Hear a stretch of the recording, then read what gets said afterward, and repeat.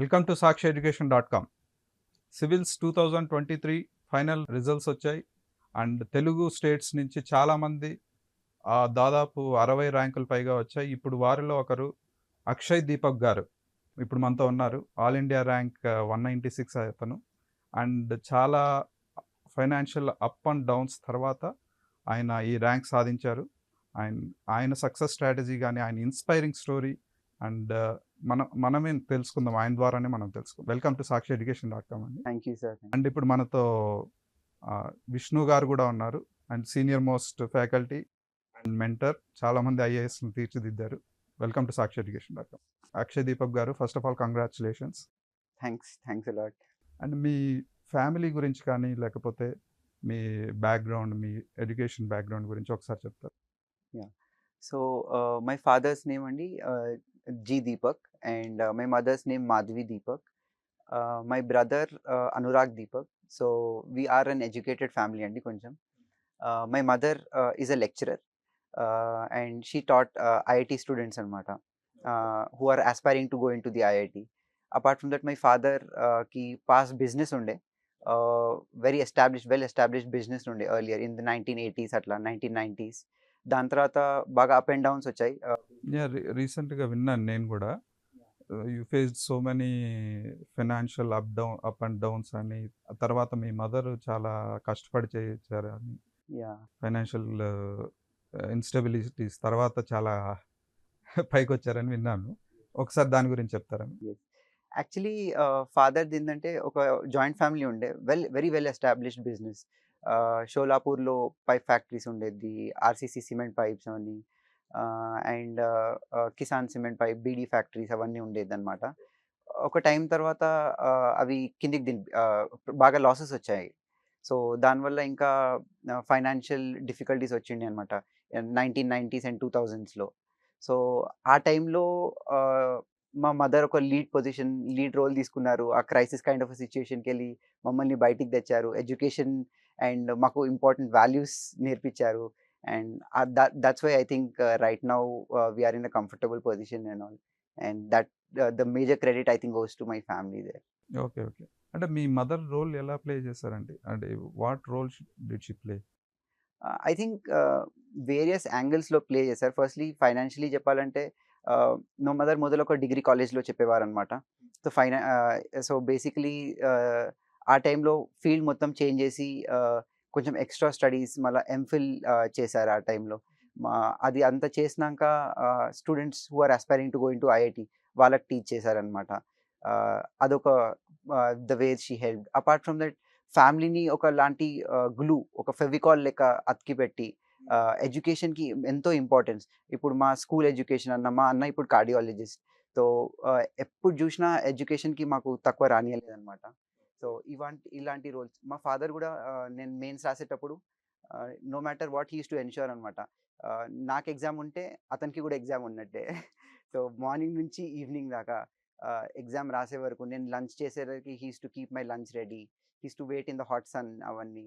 So I think అవన్నీ efforts పెడితే today we are successful. Okay. ఈ ఫేస్ ఎంత వరకు ఉండిందండి?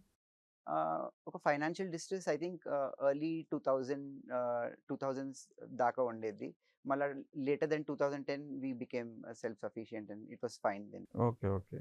Really inspiring. Thanks a lot. And మీరు ఈ సివిల్ సర్వీసెస్ రావాలని ఎప్పుడు అనుకున్నారు అసలు? ఇది కూడా ఒక ఇన్స్పిరేషన్ మా మదర్ నుంచి అండి. 2009లో మా మదర్ ఎలక్షన్స్ కంటెస్ట్ చేశారు. టీఆర్‌పీ పార్టీ నుంచి గోషామల్ కాన్స్టిట్యుయెన్సీ. ఆ టైంలో నాకు ఒక డిఫరెంట్ పర్స్పెక్టివ్ దొరికిందనమాట లైఫ్‌కి. అప్పటిదాకా చిన్న పిల్లవాడిని ఒక ఉట్టి స్కూల్‌లో మస్తీ చేస్తుండే. And I used to also be good academically. నేను అకాడమిక్స్ అండ్ ఆ స్కూల్ లైఫ్ ఒక లిమిటెడ్ పర్స్పెక్టివ్ ఉంటుండే.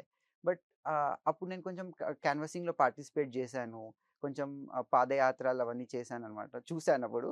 సో అప్పుడు ఒకలాంటి వేరే ఫీల్డ్ దొరికింది.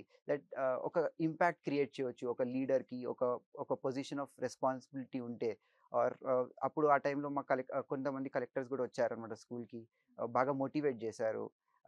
And that has helped me that I wanted to do something like that in future అని.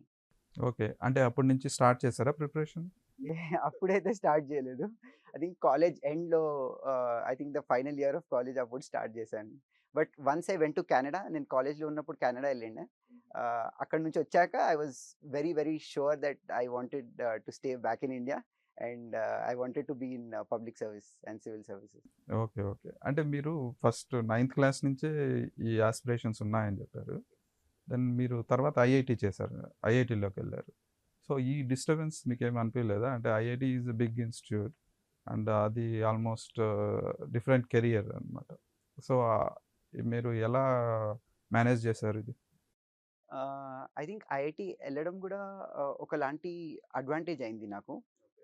ఏమీ నాకు ఒక హర్డిల్ లాంటిది అనిపియలేదు. ఎందుకంటే ఐఐటీలో నా పర్సనాలిటీ చానా చేంజ్ అయింది.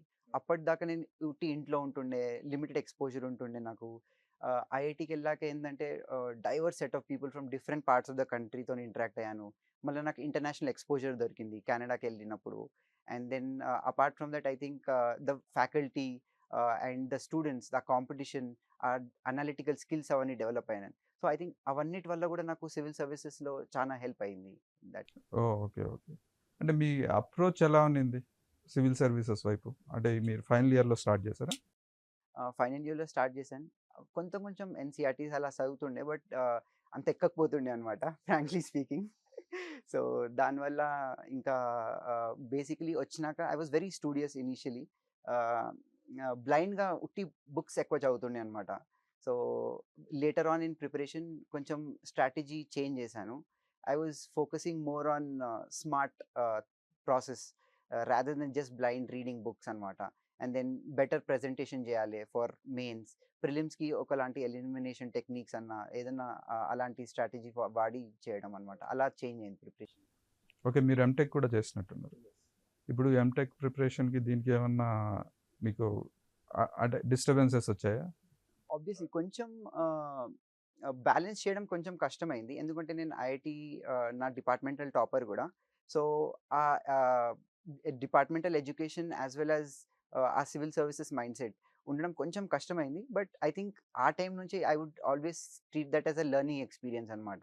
So, that built my personality that I can manage multiple things at those times only. So, that really helped me. Okay. మీకెవరైనా ఇన్‌స్పిరేషన్ ఉన్నారా? Did anyone inspire you? I think here I would say about my mother and brother. ఇప్పుడు కూడా always like they build that value system in me. Like courage, resilience and ఎంత చేసినా like hard work is the key to success అనమాట. This no short cut for success. So ఇవన్నీ నాలో build చేసి నన్ను బాగా రెసిలియంట్ చేశారు. And experiences through learning and all. I think ఇవన్నీ నేను వాళ్ళ నుంచి నేర్చుకున్నాను. మా బ్రదర్ ఎస్పెషల్లీ ఒక కార్డియాలజిస్ట్ అనమాట యూఎస్‌లో. So he work really hard. అంటే అతనికి ఒక విజన్ ఉంది. ఒక గోల్ అది అచీవ్ చేయాలని ఉండే. And finally he achieve that. చాలా మంది చెప్పారనమాట. కార్డియాలజీ చాలా కష్టం అది ఇది అని. But he just went to that path and finally achieved it. I think అక్కడి నుంచి కూడా నాకు చాలా ఇన్స్పిరేషన్ వచ్చిందండి. ఓకే. ఓకే. అంటే మీకు మెంటార్ ఉన్నారా? అంటే ఇది మీకు ఎన్నో అటెంప్ట్ అండి? Yeah! This was my fifth mains and fourth interview అండి. మెంటార్ అంటే I would say that they were a lot of them. Like మా ఫ్రెండ్స్ గూడా ఒకలాంటి ఈసారి మెంటర్స్ ఉండే. Like Uma was there, Pavan and then మా ఫ్రెండ్స్ ఉండే కౌండిన్య, దెన్ సాహితి అని. And apart from that I also took some institutional help like Vishnu sir was there. And apart from that ఢిల్లీలో ఒక ఇన్‌స్టిట్యూట్ ఉంది సివిల్స్ డైలీ అని సజల్ సర్. సో సజల్ సార్‌ని గూడా హెల్ప్ తీసుకున్నాను నేను. సో మెంటర్ సపోర్ట్ గూడా నాకు ఈసారి ఉండే అండి. ఓకే. అంటే మీకు తెలిసిందే it's a long process. Prelims నుంచి ఇంటర్వ్యూ వరకు I think it will take around 1.5, 1 ½ years. 1 ½ years తీసుకుంటుంది. ఈ కంటిన్యూయస్ ఈ టైమ్ అంతా మీరు మోటివేటెడ్‌గా ఉండడానికి ఎలా ఎలా ఉన్నారు? What motivated you? Yeah! Firstly ఎలా మోటివేటెడ్ ఉండే అంటే ఐ వుడ్ సే దట్ నాకొక సెన్స్ ఆఫ్ ఇంటర్నల్ మోటివేషన్ ఉంది చానా. సో, ఎక్స్‌టర్నల్ మీద very less I would rely on. ఎందుకంటే నాకు సర్వీస్‌లో ఉండాలని చానా ఉండేది. ఎందుకంటే the kind of impact it creates in the society. This is I think the best thing for a middle class to rise. And you can make people realise their aspirations. I think this was a major motivating factor from me. Obviously ప్రిపరేషన్‌లో చాలా phases ఉంటాయి. You'll feel లో అవన్నీ. So, దానికి నేను పేరెంట్స్‌తో మాట్లాడుతుండే. Night 2:00 అన్నా, 3:00 అన్నా అన్నకి కాల్ చేస్తుండే ఎప్పుడైనా. హీ యూజ్డ్ టు సే అనమాట, "అరే ఐసీయూ రౌండ్స్‌లో ఉన్నా మళ్ళా చేస్తా." And then he used to then later call back అట్లా. And then I used to jog, play sports, a lot of sports. So this used to also keep me motivated and sane. Okay. Okay. Sir మీరిప్పుడు మీరు గూడా చాలా మందిని చూస్తుంటారు. ఈ long process గాని చాలామంది డిప్రెషన్‌లో ఉంటారు. అంటే ఔట్ ఆఫ్ ఫోకస్‌లో ఎళ్ళిపోతారు. వాళ్ళకి మీరేం సలహా ఇస్తా ఉన్నారు? ఖచ్చితంగా సార్. ఒక 2 మంత్స్ బ్యాక్ చూసుకుంటే, ఒక అమ్మాయి అశోక్ నగర్‌లో హాస్టల్‌లో సూసైడ్ చేసుకుంది. అంటే అందరికీ సక్సెస్ రావాలని లేదు. ఈ సక్సెస్ అనేది ఒక జర్నీ, ప్రాసెస్. ఆ ప్రాసెస్‌లో ఉన్నప్పుడు మనకి ఓటమి అయినా వచ్చినా, విజయం వచ్చినా కూడా ఎవరైతే ఆహ్, కన్సిస్టెంట్‌గా స్టేబుల్‌గా ఉంటారో అది ఇంపార్టెంట్. సో, ముఖ్యంగా నేను ఏం చెప్పదలుచుకున్నానంటే సివిల్ సర్వీస్ ఆస్పిరెంట్స్ ఎవరైతే ఉన్నారో, మీ మెంటల్ హెల్త్ కూడా చాలా ఇంపార్టెంట్. సో, విజయం వచ్చినా రాకపోయినా సరే ఆ కన్సిస్టెన్సీ అనేది మనం మెయింటైన్ చేయాలి. ఇప్పుడు మన దగ్గర చూసుకున్నటువంటి రిజల్ట్ ర్యాంకర్స్ ఎవరైతే విజేతలు ఉన్నారో అక్షయ్ దీపక్ లాంటి వాళ్ళు, వీళ్ళు ఖచ్చితంగా వీళ్ళకి ఒక రకమైనటువంటి మెంటల్ స్టెబిలిటీ ఉంటుంది. నాట్ ఓన్లీ ప్రిపరేషన్ కాకుండా ఏం చేయబోతున్నారు, ఎలా చేయబోతున్నారు, అది ఇంపార్టెంట్ అన్నమాట. అలా ఎవరికైతే ఆ యొక్క దిక్సూచి ఉంటుందో వాళ్ళు విజయం పొందుతున్నారు. అక్షయ్ దీపక్ గారు. ఇప్పుడు మీ ప్రిపరేషన్ స్ట్రాటజీ ఏం ఫాలో అయ్యారు? అంటే డిడ్ యూ హ్యావ్ ఎనీ ఒక డైలీ షెడ్యూల్ ఉండేదా? అంటే ఈరోజు ఇదే చదవాలి నేను అలా ఏమన్నా ప్లాన్ చేసుకునేవాళ్ళా? కొంచెం కొంచెం ప్లాన్ చేసుకునేవాడిని. బట్ నేను డైలీ ఒక టార్గెట్ ఉంటుండే అండి. దట్ 12 అవర్స్ కూర్చోవాలి. దాంట్లో ఎఫెక్టివ్ స్టడీ ఒక 6, 7 అవర్స్ అయితే ఆర్ 6-8 అవర్స్ అయితే నాకు చాలు ఎఫెక్టివ్. కానీ కొంచెం 12 అవర్స్, ఆబ్వియస్లీ 12 అవర్స్ అయితే డైలీ కూర్చోము. That's obvious. There will be days where నాకేం చదవబుద్ధి కావట్లేదు. ఆ డే నేను హాలిడే తీసుకుంటాను మొత్తం. లైక్ నేను మూవీ అన్నా చూస్తాను. I play a lot of sports ఆ డే అట్లా. But the major target was always 12 hours. And apart from that maybe subject related wise నా స్కెడ్యూల్ కూడా బాగా ఫ్లెక్సిబుల్ ఉండేది. యూజువలీ నైట్ పూట చదివేవాడిని అనమాట. ఎందుకంటే ఆ టైంలో ఏం డిస్టర్బెన్స్ ఉండదు and I can focus completely. బ్రెయిన్లో కూడా మంచిగా ఎక్కుతుంది ఆ టైంలో. So that was a major basic strategy. అంటే మీరు సివిల్స్ ప్రిలిమ్స్‌కి, మెయిన్స్, ఇంటర్వ్యూ అన్నీ ఒకేసారి ఇంటిగ్రేటెడ్‌గా చదివారా? లేక సెపరేట్‌గా చదివారా? I would treat the process as integrated. ఎందుకంటే ప్రిలిమ్స్, మెయిన్స్ రాసేటప్పుడు కూడా దట్ బిల్డ్స్ యువర్ పర్సనాలిటీ. ఒకలాంటి వాల్యూ సిస్టమ్ బిల్డ్ అవుతుంది. అండ్ ఎగ్జామ్ దగ్గరకు వస్తూ కొద్దీ ప్రయారిటీ కూడా మారుతుంది. ఫర్ ఎగ్జాంపుల్ ప్రిలిమ్స్కి 2 మంత్స్, ఇంకా ఎగ్జామ్కి 2 మంత్స్ ఉందనుకోండి, మొత్తం ప్రిలిమ్స్కి షిఫ్ట్ అయిపోతాను. ఆ 3 మంత్స్ సపోజ్ మెయిన్స్ ఉందనుకోండి, ఉట్టి మెయిన్స్ ఆ టైంలో. ఎందుకంటే మెయిన్స్కి చాలా లిమిటెడ్ టైం దొరుకుతుంది. సో, అలా ప్రయారిటైజ్ చేసుకొని నేను చదివేవాడినండి. ఓకే. అంటే ఇప్పుడు ప్రిలిమ్స్‌కొచ్చేలోపు it's full about current affairs అని వింటున్నాను నేను. Current affairs and general studies. Most of that is include. అంటే కరెంట్ అఫైర్స్‌కి ఓన్లీ కరెంట్ అఫైర్స్‌ని ఫోకస్ చేసుకోవడానికి ఏమన్నా ప్లాన్ చేశారా మీరు? ఎందుకు ఉట్టి కరెంట్ అఫైర్స్ ఫోకస్ చేయడం అంటే ఐ థింక్ ఎగ్జామ్ క్లియర్ అవ్వదు ప్రిలిమ్స్‌కి. ఎందుకంటే కరెంట్ అఫైర్స్ కూడా డైరెక్ట్ అడుగుతలేరు. ఫర్ ఎగ్జాంపుల్ చాలా మ్యాగజైన్స్ ఉన్నాయి. పీటీ 365, వేరే వేరే ఇన్‌స్టిట్యూట్స్‌వి, శూన్య ఐఏఎస్ అని. బట్ అందులోకెళ్ళి డైరెక్ట్ క్వెషన్స్ వస్తలేవు. బాగా అనలిటికల్ క్వెషన్స్, కొంచెం న్యూస్ పేపర్ నుంచి కొన్ని క్వెషన్స్ వస్తున్నాయి. So, you need to supplement that అనమాట. సో, న్యూస్ పేపర్ రీడింగ్ ఇవ్వడం, దాంతో పాటు స్టాటిక్ ఈ మధ్య చాలా ఇంపార్టెంట్ అయింది. Critical role. స్టాటిక్‌లో ఎస్పెషల్లీ ప్రిలిమ్స్‌లో స్టాటిక్ క్వెషన్స్‌లో తప్పు చేస్తే మాత్రం మళ్ళా you are having less chances to clear prelims. So, static is like your foundation. Without that you cannot, I say would cannot clear prelims అనమాట. ఓకే. ఓకే. అంటే మీరు ఇంతకుముందు జాబ్ చేస్తున్నట్టున్నారు. ఇప్పుడు ఆల్రెడీ చేస్తున్నట్టున్నారు కదా జాబ్. అంతకుముందు కూడా చేశారా? అంతకుముందు చేయలేదు. కెనడాలో ఒక 3 months it was like a temporary employment అనమాట. Right now I am in Indian defence account service. Okay. ఈ ఈ జాబ్ చేస్తూ లాస్ట్ ప్రిపరేషన్‌లో ఏమన్నా డిఫికల్టీస్ ఫేస్ చేసారా మీరు? మెయిన్స్ అప్పుడు ఏం కాలేదు. ఎందుకంటే నేను మసూరీలో ఫౌండేషన్ కోర్స్ స్కిప్ అయ్యాను మెయిన్స్ కోసం. దాని తర్వాత నేను మెయిన్స్ తర్వాత జాబ్ జాయిన్ అయినాను. అండ్ ఇంటర్వ్యూకి యూజువల్లీ అంత ఎక్కువ టైం కూడా పెట్టడం అవసరం లేదు. It's more about a personality test and not knowledge. So, peer friends or interactions, service గురించి ఎక్కువ తెలిసింది. అవన్నీ కూడా చాలా బెనిఫిట్ అయ్యాయి అనమాట. నా సర్వీస్ ప్రెజెంట్ జాబ్ కూడా చాలా ఇంటర్వ్యూకి బెనిఫిట్ అయ్యాయి. ఓకే. ఓకే. విష్ణు సార్ దగ్గర మీరు ట్రైనింగ్ తీసుకున్నట్టున్నారు. కోచింగ్. అంటే విష్ణు సార్ కోచింగ్ మీకు ఎలా హెల్ప్ అయిందసలు? సో, విష్ణు సార్ ఏందంటే ఇంటర్వ్యూ అప్పుడు నాకు పరిచయం అయ్యారు. సో, ఆ టైంలో ఆంథ్రోపాలజీకి రిలేటెడ్ ఆంథ్రోపాలజీకి రిలేటెడ్ సార్ ఏందంటే ఒక 1 అవర్ లెక్చర్స్ ఇస్తుండే డైలీ. సో అది ఒకలాంటి రివిజన్ అయిపోయిందనమాట. ఇప్పుడు ఫర్ ఎగ్జాంపుల్ ఆంథ్రోపాలజీ నా నోట్స్ ఉన్నాయి మెయిన్స్‌కి. సో అదొక 4, 5 రిజిస్టర్స్. అది it's not possible to revise that during interview preparation. And it's not cost benefit analysis కూడా చాలా తక్కువ. సో ఆ టైంలో sir daily 1 hour lecture or alternate డేస్‌కి ఇస్తే ఒక 10 లెక్చర్స్ ఉంటుండే. అది మొత్తం సిలబస్ కవర్ అయిపోతుండే. అండ్ దానివల్ల నాకు ఇంటర్వ్యూకి హెల్ప్ అయింది అనమాట. ఈసారి నాకు ఆంథ్రోపాలజీ రిలేటెడ్ చాలా క్వెషన్స్ వచ్చాయి. ఒక 3, 4 క్వెషన్స్ వచ్చాయి ఇంటర్వ్యూలో. సో ఆ లెక్చర్స్ చూసి కొంచెం హెల్ప్ అయిండే. And apart from that the psychological boost which sir gives and the belief ఎప్పుడు మోటివేషన్ ఇచ్చేవారనమాట. నువ్వు ఐఏఎస్ అయితావు అని. సో ఆ పాజిటివ్ ఎనర్జీ కనిపించిండే సార్. సార్ మీరు చెప్పండి. మీరు మీ స్టూడెంట్‌ని మీరెలా అనలైజ్ చేస్తారో ఒకసారి చెప్పండి. ఖచ్చితంగానండి. నేను అక్షయ్ దీపక్‌ని లాస్ట్ 3 ఇయర్స్ నుంచి చూస్తున్నాను.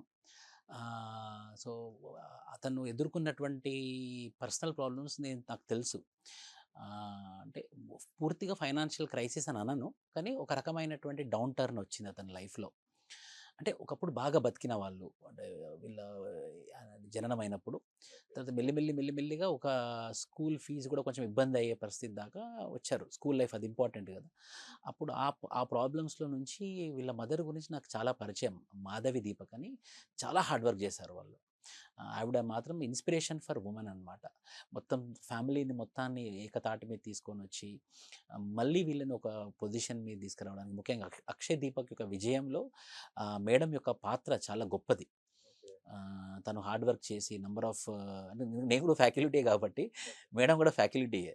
సో ఆ ఫ్యాకల్టీ కష్టం నాకు తెలుసు కాబట్టి కన్సిస్టెంట్‌గా 6-8 అవర్స్ క్లాసెస్ చెప్పేదని విన్నాను నేను. సో అంత హార్డ్ వర్క్ చేసి ఐఐటీ ఆస్పిరెంట్స్‌కి ఐఐటీలో సీట్ వచ్చేలాగా హెల్ప్ చేసి అక్షయ్ దీపక్‌కి పర్సనల్‌గా మోటివేషన్ చేయడం. అలా కిందున్న వాళ్ళని ఒకసారిగా పైకి తీసుకురావడంలో వాళ్ళ మదర్ రోల్ చాలా గొప్పది. ఎట్ ద సేమ్ టైమ్ తను కూడా IIT Kharagpur the top college in India. అందులో గ్రాడ్యుయేషన్ అది dual degree. BTech plus MTech ఆ డ్యూయల్ డిగ్రీలో చదువుతూ సివిల్ సర్వీసెస్ ఆస్పిరెంట్ లాగా ముందుకెళ్తూ ప్రిలిమ్స్, మెయిన్స్, ఇంటర్వ్యూ టైంలో హెల్ప్ చేయడం. ఆంథ్రోపాలజీ టెస్ట్ సిరీస్‌లో కూడా నాకు చాలా బాగా గుర్తుంది. ఎలాగైనా మంచి ర్యాంక్ రావాలని చెప్పేసి నేను కాల్ చేసి మరి ఈ కంటెంట్ మెయిన్స్‌కి వాడు ఖచ్చితంగా యూజ్ అవుతుందని నేను గుర్తుందా? Yes, sir. ఆహా! అలా చేశాను. ఎందుకంటే is a very good gentlemen. ఇలాంటి వాళ్ళు సర్వీస్‌లో ఉండాలని నాకు ఎప్పుడైనా కూడా ఎవరైతే down to earth this is my personal feeling. అంటే ఎవరైతే డౌన్ టు ఎర్త్, హంబుల్ ఉంటారో అలాంటి వాళ్ళు సర్వీస్‌లో ఉండాలని నాకు ఫస్ట్ నుంచి నాకుందనమాట. నాకు ఎవరైనా అలాంటి వాళ్ళు తారసపడితే వాళ్ళకి నేను పిలిసి మరి నేను అంటే ఏదైనా వాటెవర్ అట్లా చేయాలని is a very good gentlemen. అది మాత్రం ఇలాంటి వాళ్ళు సర్వీస్‌లో ఉండాలి. He deserve IAS. Thank you sir. Thanks a lot. Deepak garu coming to preparation అండి. ఇప్పుడు ఆంథ్రోపాలజీ మీ ఆప్షనల్ కదా! ఆంథ్రోపాలజీ తీసుకోవాలని మీకు ఎందుకు అనిపించింది? ఫస్ట్ థింగ్ ఏంటంటే నేను యాక్చువల్లీ యూజువల్లీ సౌత్ వాళ్ళు అండ్ ఆంధ్ర, తెలంగాణకెళ్ళి ఆంథ్రోపాలజీ ఎక్కువ తీసుకుంటారు. So that was one reason. And secondly ఏంటంటే my seniors and my friends వాళ్ళు కూడా ఒకలాంటి సపోర్ట్ ఉండే. ఈజీగా మెంటర్‌షిప్ అండ్ గైడెన్స్ దొరికిద్దనమాట. And recently I think third thing also that marks కూడా ఈ మధ్య మంచిగొస్తున్నాయి. Easily available material like even Vishnu sir లాంటి మెంటర్స్ కూడా ఉండే అనమాట available. So that was a major reason I choose anthro. సబ్జెక్ట్స్‌లో ఏ సబ్జెక్ట్ మీకు కష్టంగా అనిపించింది? I think one of the I would say that yeah, Anthro was difficult for me, and apart from that, essay. Anthro ఏంటంటే initially నాకు style తెలవాలి అనమాట. ఎలా రాయాలో అది ఇది. సో అందుకోసమే నాకు ఒక ఇయర్ 251 వచ్చాయి. నెక్స్ట్ ఇయర్ 182 వచ్చినాయి అనమాట. సో ఒకలాంటి అక్కడ కూడా డౌన్ టర్న్ చూసాను. దాని తర్వాత ఐ వర్క్డ్ రియలీ హార్డ్ అనమాట in anthro to lift myself up. Value addition చేసి, టాపర్ నోట్స్ చూసి, విష్ణు సార్ దగ్గర కొంచెం హెల్ప్ తీసుకొని, సో ఇలాంటివి నేను చాలా వర్క్ చేశాను. Apart from this I would say essay.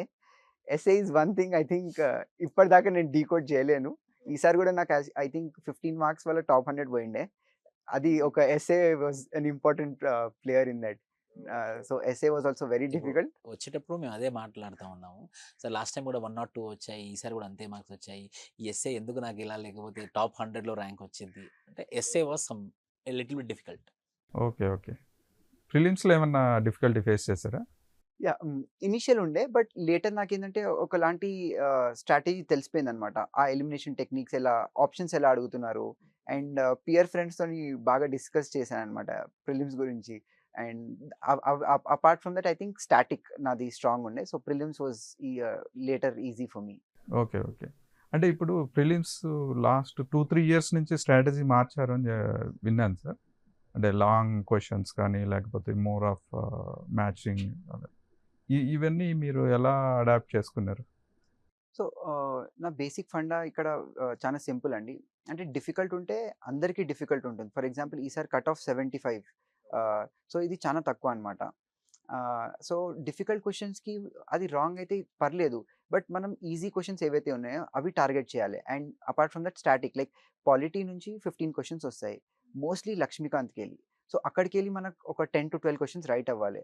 అక్కడ మనం 5 క్వశ్చన్స్ రైట్ అయితున్నాయి అంటే you are like losing something. Apart from that environment లాంటి సబ్జెక్ట్స్ ఏవైతే ఉన్నాయో, సో ఇక్కడ ఆప్షన్స్ కొంచెం ఈజీ ఉంటాయన్నమాట. So which of the following can be applications of something అంటారు. సో ఇలాంటి ఆప్షన్స్‌కి you can use all the above.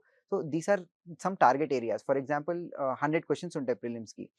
4 subjects main importantly. Polity 15 questions, environment 15 questions, economy 15 questions. So these are only 45 questions, almost 50% of the paper. So ఇవి target చేసి ఇలాంటి strategic approach పెట్టుకుంటే I think prelims will also be easy. So this is what I changed later. Okay. Negative మార్కింగ్‌ని ఎలా overcome చేశారు మీరు?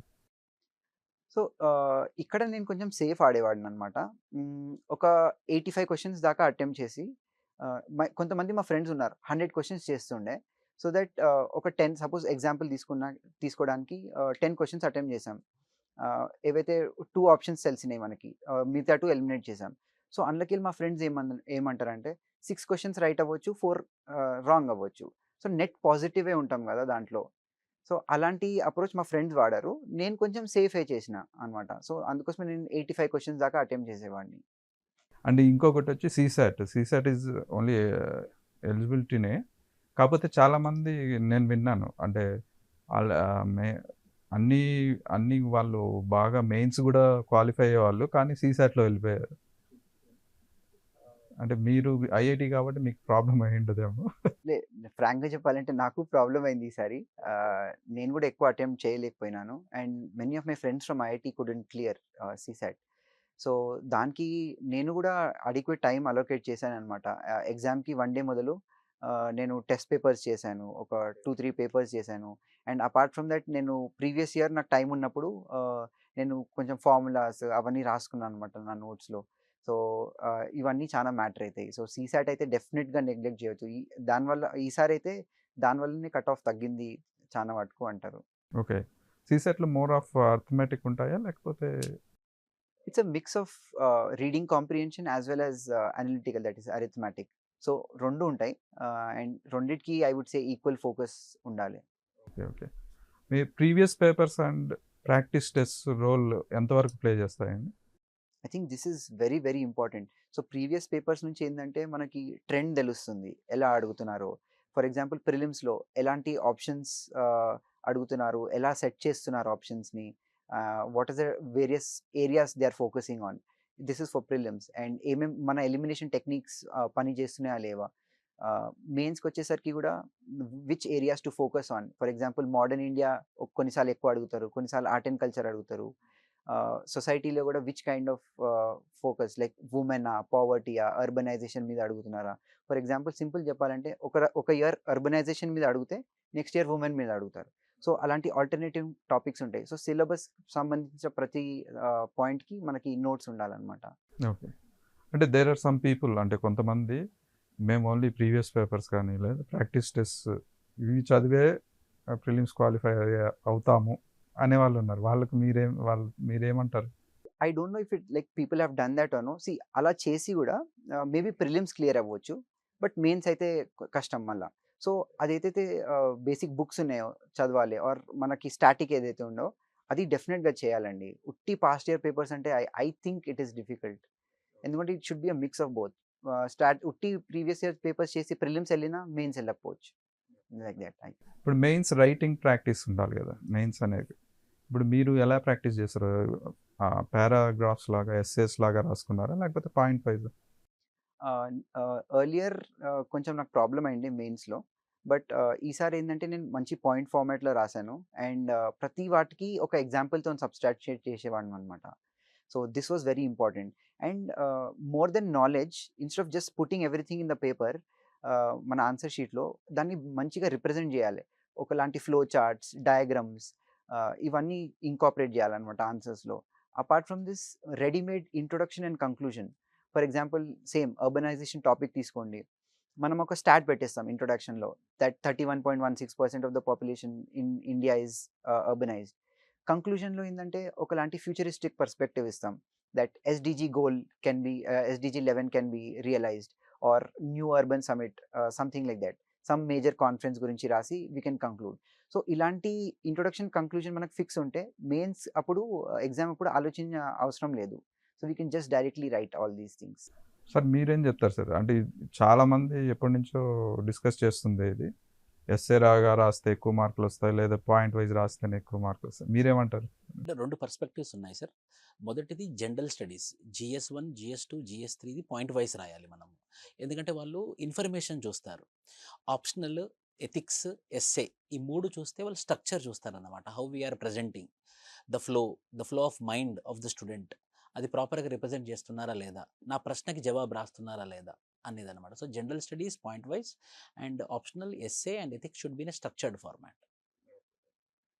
ఇప్పుడు మీరు మెయిన్స్ అయిపోయిన, మెయిన్స్ రిజల్ట్స్ వచ్చింది, మీరు ఇంటర్వ్యూకి సెలెక్ట్ అయ్యారు అని విన్న వెంటనే మీరు ఏం చేంజ్ చేసుకోవాలనుకున్నారు ప్రీవియస్ ఇంటర్వ్యూస్ కానీ దీనికి?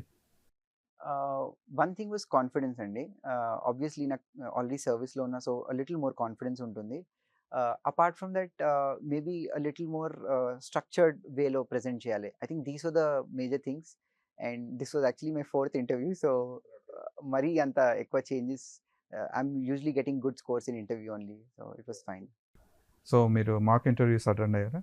యా, మాక్ ఇంటర్వ్యూస్ అటెండ్ అయ్యాను. లాస్ట్ టైం కానీ ఈసారి కొంచెం తక్కువ ఇచ్చాను. అంటే మీ hobbies plays very important role అంటారు సివిల్ సర్వీసెస్లో. మీ హాబీస్ ఏం పెట్టారు?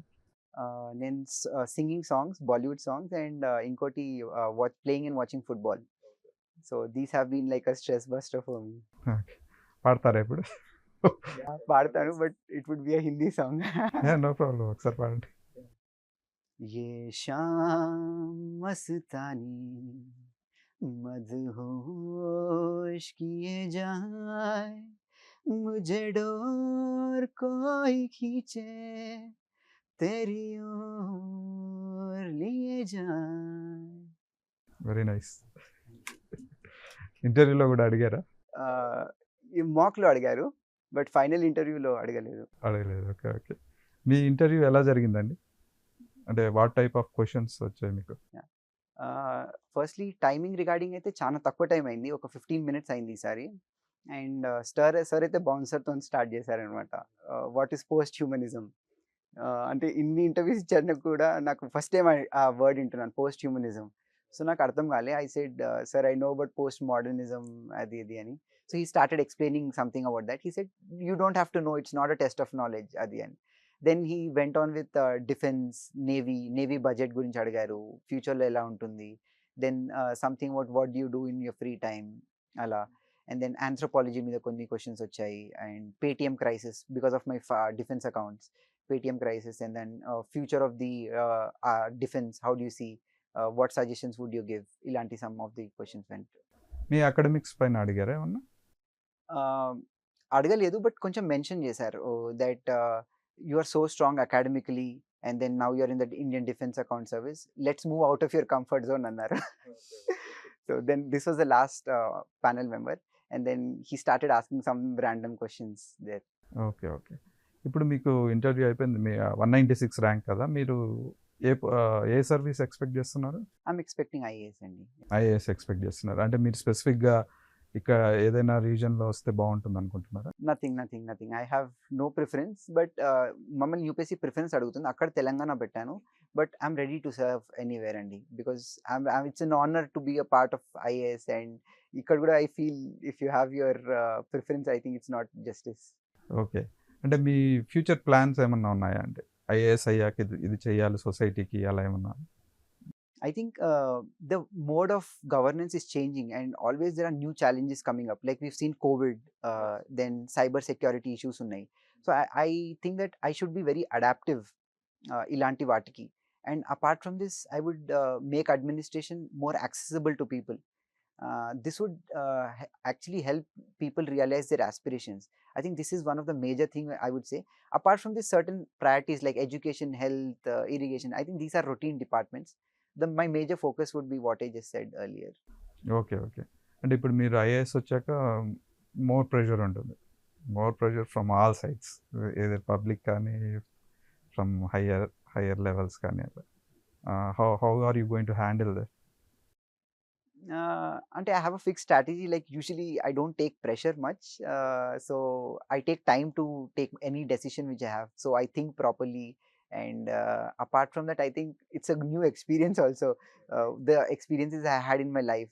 So all these have built my personality, and I'll be glad that I'll be taking good decisions. Okay. There are more aspirants like you అండి, and there are many aspirants ఇప్పుడు చాలా సంవత్సరాల నుంచి చేసే వాళ్ళు కూడా ఉన్నారు. వాళ్ళకి మీరు ఇచ్చే సలహా ఏంటి? So I would say that ఏ పని చేసినా కూడా like you should do it very diligently with lot of sincerity and hard work. అదొకటి. ఛాలెంజెస్ వస్తూ ఉంటాయి లైఫ్లో. సో ఆ టైంలో మనం ఏంటంటే we should push ourselves, we should find that positive energy, we should stay internally motivated. So and then navigate through that problems. I have a simple motto అండి, yet like you have a dream అంటే you have to protect it, and challenges are meant to be challenged. So these are something which I have internalized in me, and this is how I navigate my problems. So whatever you do it with utmost sincerity, I would say. మీరు face చేసిన challenge ఏంటి, and how did you overcome that? Yeah, I think preparation time lo not many people understand what you go through. So you have to be very much internally motivated, and there are so many things going around you about me, and like there'll be a lot of negative energy. So ఆ టైంలో మనం motivated ఉండడం, and మన గోల్ని or మన లక్ష్యంని we should not lose focus. So these were some of the challenges, I think the most important challenges I faced. Okay. మీకు already job ఉంది కాబట్టి I think there was no plan B అవసరం ఉండేది కాదు. But there are many aspirants who are just focusing on civil services. ఒకవేళ రాకపోతే many go in to depression. మీకు వాళ్ళకి మీరు ఇచ్చే సలహా ఏంటి? I would say that it's good to seek help. Yeah, it's actually the process is very tiring, Andy, frankly చెప్పాలంటే. So it's good to seek help. You can talk to your friends, have a very good circle, and apart from that, I think you have other alternative. This is not the end of life. So there are so many opportunities which people can do. For example, UPSC కాకపోతే state services ఉంటుంది. State services apart from startup లాంటి culture కూడా ఈ మధ్య చాలా develop అవుతుంది. Through startups also you are creating an impact, and government is also is giving so much of other ways where you can focus on this. So do not never lose hope, and it's always good to seek help when you're in trouble అనిపిస్తుంది. Okay, thank you very much Deepak గారు, and it's very truly inspiring and great aspirations. Thank you very much. Thanks a lot. ఇలాంటి మరిన్ని guidance videos కోసం లేదా inspiring stories కోసం సాక్షి education YouTube ఛానల్ని subscribe చేసుకోండి.